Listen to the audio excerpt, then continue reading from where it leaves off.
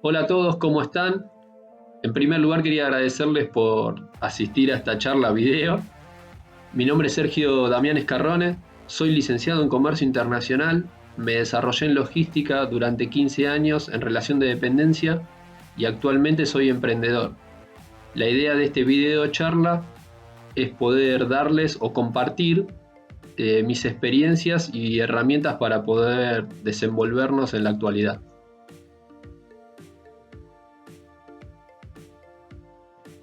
Comúnmente se usa el término logística como para resumir el envío que se hace en una operación comercial entre un vendedor y un comprador, pero es mucho más que eso, mucho más abarcativo. La logística empieza en las instalaciones del vendedor y termina en las instalaciones del comprador. Al igual que el dinero, la logística es un facilitador del intercambio. Lo que hace es reducir esa distancia que hay entre un vendedor y un comprador. Pensemos en un caso común donde un comprador se acerca a las instalaciones del vendedor a adquirir un producto. En ese caso no hay una logística desarrollada, sí está todo asumida por parte del comprador, que es quien se acerca a buscar el producto, pero se pone mucho más interesante cuando estas distancias son más grandes. Cuando el vendedor está en otra parte y el comprador quiere adquirir el producto de ese vendedor que por ahí está a una gran distancia. Este es el caso de la situación actual, que esta distancia entre el vendedor y el comprador se amplió cada vez más, pero no por una cuestión de kilómetros, sino por una imposibilidad del comprador de salir a buscar los bienes. Si bien en un primer momento esta situación parece desalentadora para un vendedor, en realidad si nos lo ponemos a pensar bien, lo que nos está generando es una igualdad de oportunidades entre vendedores, porque ahora las distancias son las mismas para todos. Entonces ahora juega qué vendedor es más ágil para hacerle llegar el producto al comprador. Este es un momento clave para desarrollar nuestra logística como un valor agregado a nuestro producto. ¿Cómo lo hacemos? Hoy preparé 5 principios básicos de logística que debemos tener en cuenta. En primer lugar, no transportar aire. Lo ideal sería ir con el vehículo lleno y volver con el vehículo lleno. Un ejemplo puede ser, llevamos un envío y volvemos con alguna compra nuestra. En segundo lugar, debemos perseguir la eficiencia. Acá lo que debemos tener en cuenta es la diferencia entre dos términos, que es eficiencia y eficacia. Eficacia es lograr los objetivos que uno se propone. Eficiencia es lograr esa eficacia a los menores costos posibles. La eficiencia es un punto ideal, diría que es inalcanzable. Lo que debemos hacer es perseguirla, no conformarnos con ser eficaces, con cumplir los objetivos, sino con la mejora continua que eso nos va a llevar a un mayor grado de eficiencia. La mejora continua lo que propone es revisar día a día o semana a semana, como uno quiera, cómo fueron estos procesos o el desarrollo de nuestras logísticas. Siempre se puede mejorar algo, siempre se puede decir, bueno, hoy tuve estos gastos, mañana los puedo achicar de tal manera, hay que revisar lo que pasó, mejorar las rutas, por ejemplo, evitando peaje, eso hay que evaluarlo. El tema es revisarlo, no quedarse con, bueno, cumplí, entregué y se acabó. En cuarto lugar, lo que tenemos es el aprovechamiento de los costos fijos. Acá nos debemos detener y pensar bien esta idea porque es fundamental. Primero, tenemos que separar que hay costos variables y costos fijos. El costo fijo de una operación logística es muy alto con respecto al variable. El variable puede ser, por ejemplo, lo podemos medir en kilómetros, pesos, hasta cierto lugar. Ese sería un costo variable. Pero el costo fijo es el de poner en marcha esta logística. Por ejemplo, vamos a poner un ejemplo simple. Una moto, para una moto mensajería. El movimiento de la moto por día, pongamos un ejemplo que pueden ser 1.000 pesos de un costo fijo de el chofer que va a manejar la moto, el seguro y todos los gastos que pueden tener aparejado la moto para su movimiento. Ese costo fijo es el que debemos aprovechar. ¿Cómo lo podemos aprovechar?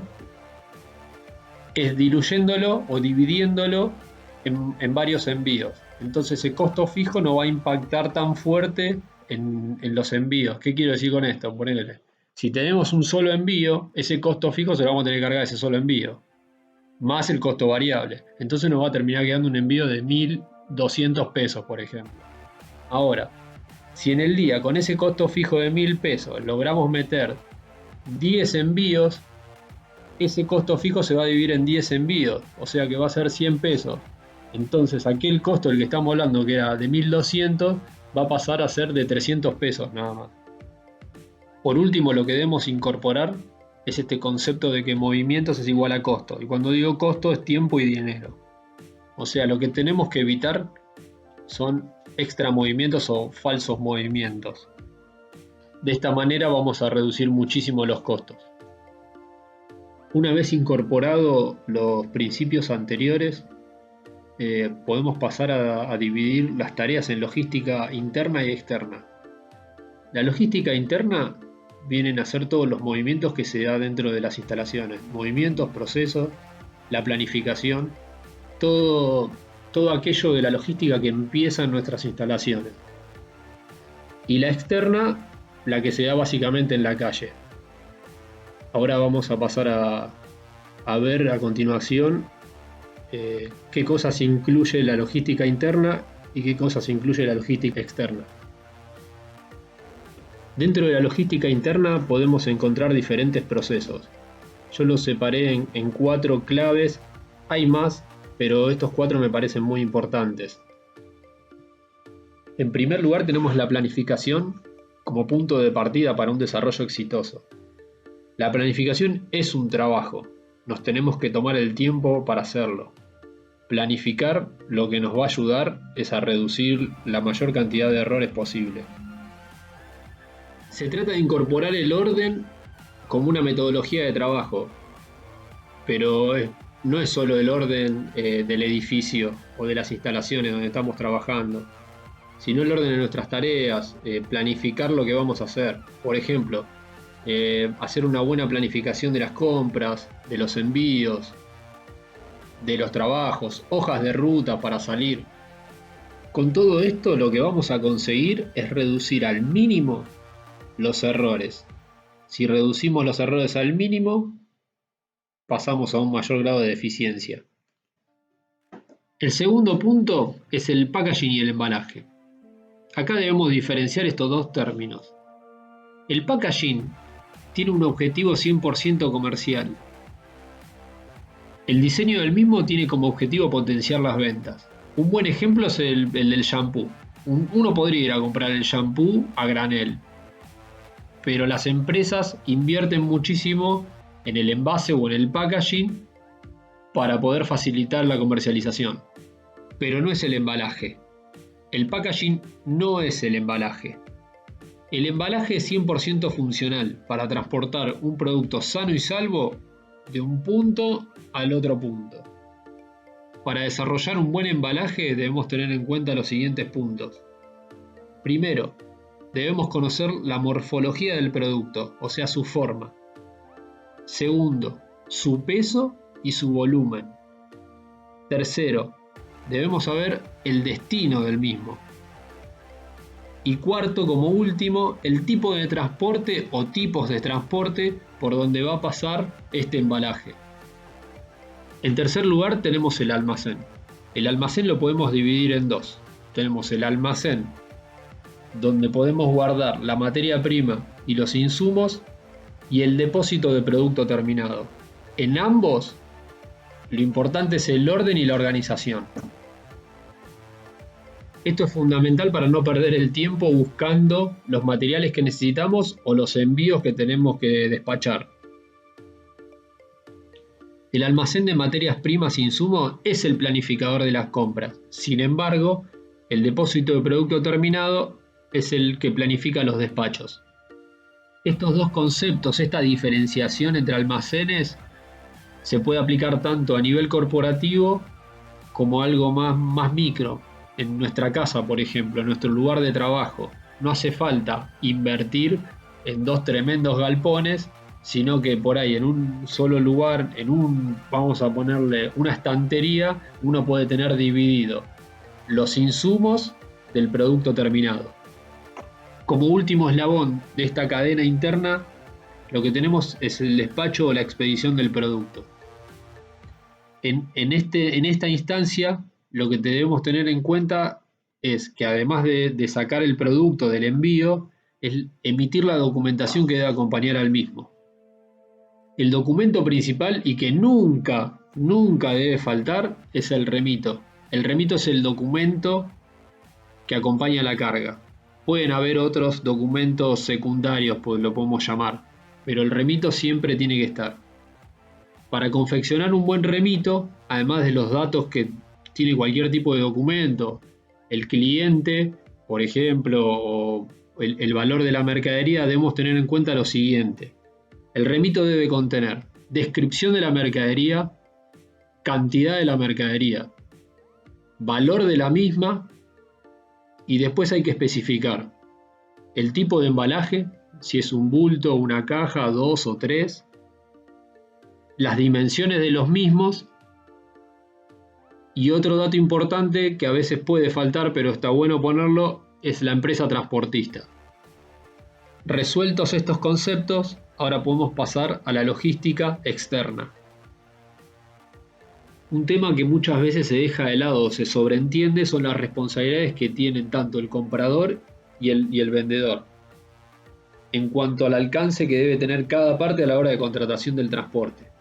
Es fundamental que quede claro los gastos y de qué cosas deben hacerse cargo el vendedor y el comprador. O sea, definir con exactitud los gastos y movimientos de cada parte. No es lo mismo que vendamos con una entrega incorporada que vender y luego facilitar la entrega. Cuando nosotros vendemos con envío incorporado, lo que estamos haciendo es asumir la responsabilidad y los gastos de que el producto llegue en tiempo y forma desde el vendedor al comprador. En el caso de que facilitemos el envío, la responsabilidad del vendedor llega hasta la oficina del transporte que fue asignado por el comprador. Sí es responsabilidad del vendedor que ese producto esté bien acondicionado para el transporte. Pero una vez que ocurre el despacho, los gastos y las responsabilidades pasan en manos del comprador. La única responsabilidad que tiene el vendedor en ese caso es enviarle la guía de transporte al comprador para que pueda hacer un seguimiento de su carga. Y acá aparece un documento importantísimo en la logística que es la guía de transporte. La guía de transporte es el documento del transporte, es lo que resume la carga que está llevando el transporte en ese momento de un lugar a otro. En ese momento, cuando el transporte emite ese documento, la carga está en manos del transporte. La responsabilidad de lo que pueda pasar con la carga es del transporte. Esto es hasta que llegue a manos del final, en este caso sería del comprador. Existen tantos tipos de transporte como necesidad de transportar. ¿Qué tengo que tener en cuenta para elegirlo? El tipo de carga y el producto. El destino de la carga, si es de corta o de larga distancia. El peso y el volumen. Y la necesidad del cliente. Si el cliente quiere algo express, algo rápido, o si quiere abaratar los costos de la logística. En cualquiera de estos casos es fundamental contratar un seguro para la mercadería. Aunque cuando está todo bien el seguro nos parece un costo innecesario, al momento de tener algún problema, de que la carga por ejemplo desaparezca, el seguro es lo que nos va a cubrir el valor de la mercadería. Es importantísimo la contratación del mismo, no dejarla de lado, tan importante como la contratación del transporte. Por lo general, las compañías de transporte nos ofrecen un seguro. De tomar este seguro, lo que debemos tener en cuenta es de declarar bien el valor de la carga, porque es el valor que nos van a reintegrar por cualquier inconveniente que podamos tener. La mayoría de las empresas de transporte tiene una herramienta para el seguimiento o tracking de la carga. Esto nos permite saber el paradero de la misma desde el lugar de origen hasta el destino. Bueno, si hasta acá venimos bien con los conceptos charlados, podemos pasar al diseño de nuestra propia logística. El transporte multimodal es la combinación estratégica de distintos medios para transportar un bien. Se utiliza en general en largas distancias.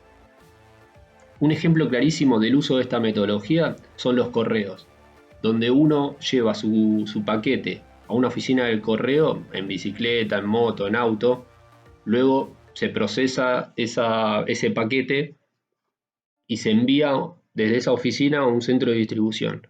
En el centro de distribución se junta con otras cargas y se manda un camión a la oficina de destino. Y en la oficina de destino se vuelve a procesar y se elige el tipo de transporte final como para hacer la entrega en domicilio.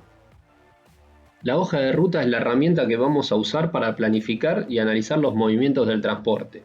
La finalidad es armar el recorrido más óptimo. Podemos usar tranquilamente una planilla de Excel y ayudarnos con el GPS del celular. No existe una fórmula para calcular los costos de logística, es simplemente una sumatoria de los gastos. El secreto es ser minucioso y pensar bien los gastos directos e indirectos de la operación. Los gastos directos pueden ser el combustible, un estacionamiento, peaje, seguro de la carga, el embalaje. Ahora, los indirectos o los costos fijos son el seguro del vehículo, la amortización del vehículo, las patentes, el sueldo del chofer, una cuota del vehículo, por ejemplo, si está prendado.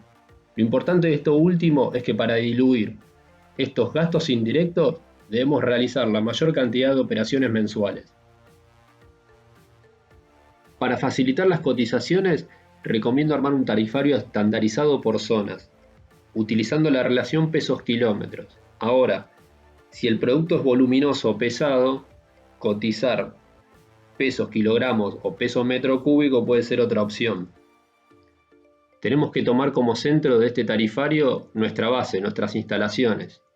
Luego todo lo que no esté dentro de este tarifario normalizado se cotiza aparte, seguramente porque necesite un mayor análisis. Con esto llegamos al final de nuestra charla. Esto fue un pantallazo general de logística para emprendedores. Cualquier consulta que necesiten, estoy disponible de lo que sea, de armado, de planilla, de lo que necesiten. Me pueden preguntar y nos vemos en el foro. Quería darle un agradecimiento a la Secretaría de Ciencia y Tecnología de la UNLA, a la Escuela de Oficio Felipe Vallese, al campus virtual y un especial agradecimiento a Marcos González, quien me convocó, y a Soledad Pont, quien me asistió en todo este proceso. Como les dije antes, nos vemos en el foro. Muchas gracias.